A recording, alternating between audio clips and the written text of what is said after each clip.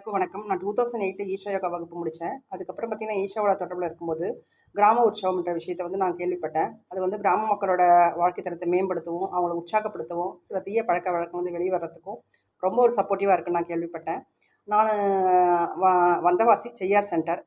அங்கேயும் பார்த்தீங்கன்னா, கிராமோற்சவம் நடத்தலான்னு சொல்லிட்டு சுவாமி தப்போமூல அவங்க 2018ல சொன்னாங்க. இங்க நடக்குமான்னு எனக்கு ஒரு பெரிய கொஸ்டின் மார்க்கா இருந்தது. ஆனா எப்படியோ சத்குருவோட அருள்லயும், சுவாமி அவங்களோட ஒரு பெரிய முயற்சியாலயும் அங்க நடந்தது 2018ல. நான் பார்த்தீங்கன்னா, அங்க ஒரு என்னால முடிஞ்ச செயல்கள பண்ணேன். சின்ன சின்ன செயல்கள் தான் எல்லாமே. ஆனா வாலண்டரிங் வந்துட்டா நானு அ ஒ அப்படியே ஈடுபட செய்வேன். ஆ அப்ப பார்த்தீங்கன்னா, எனக்கு ஒரு எக்ஸ்பீரியன்ஸ் நடந்தது. அன்னைக்கு கிராமோத்சவம் அன்னைக்கு காலையில 8 மணிக்கு குரு பூஜை நடந்தது. அந்த குரு பூஜை நடந்து முடிச்சு எழுந்திரிச்சு நின்னு பார்க்குறேன். கிரவுண்ட்லயே நடந்தது.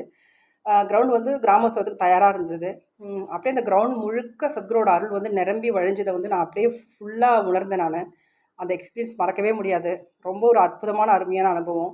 ஆ அதுக்கப்புறம் பார்த்தீங்கன்னா, அங்க வாலண்டரிங் பண்ணேன். ஃபுட் சர்வ் பண்றது, ஜூஸ் குடுக்குறது, இது மாரி சின்ன சின்ன செயல்கள் தான் பண்ணேன். ஆனா ஒரு நல்ல ஒரு அனுபவம் அது.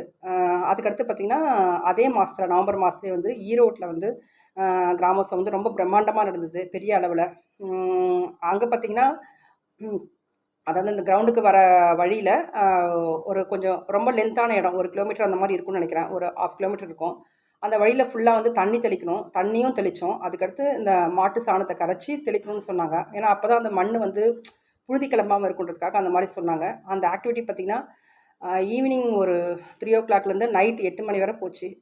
குனிஞ்சு நிமிர்ந்து எடுத்து அந்த சாணத்த எடுத்து கரைச்சு, தெளிச்சு அதுக்கப்புறம் தொடப்பம் போட்டு பெருக்கணும். இது வந்து பெரிய ப்ராசஸ் இது. ஒரு பெரிய செயல். ஆனா, எனக்கு முதுகு வலி இருந்தாலும், நான் வந்து எப்படி அவ்வளோ செயல் பண்ணேன்னு எனக்கே தெரியல. நானும் ஒரு அக்காவும் வந்து பண்ணோம். எங்கள பார்த்து எங்க 2 பேரையும் பார்த்து மத்த அண்ணாங்கலாம் ரொம்ப ஆச்சரியப்பட்டாங்க. "நீங்க எந்த ஊருக்கா?" அப்படின்லாம் கேட்டாங்க. ஆ அது நானு அந்த அளவுக்கு நான் செய்யல. என்னோட குரு வந்து என்ன அவரோட இதில செய்ய வச்சாங்க. அதுதான் சொல்லணும். அ அதுக்கப்புறம் பார்த்தீங்கன்னா, அன்னைக்கு நைட்டும் 12:00 வரை ஆக்டிவிட்டீஸ் போயிட்டே இருந்தது.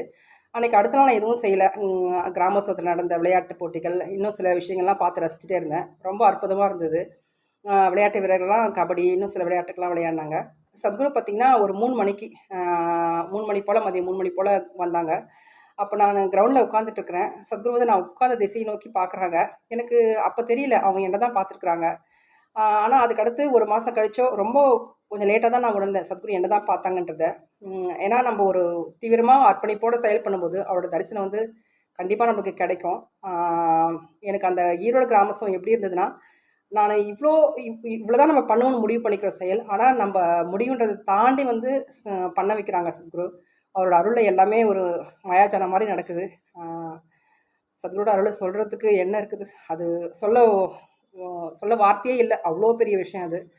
ஆ எல்லாமே பெரிய பெரிய அனுபவங்களா கிடைக்குது. அவரோட அருள் இருக்கும்போது. நன்றி, நமஸ்காரம்.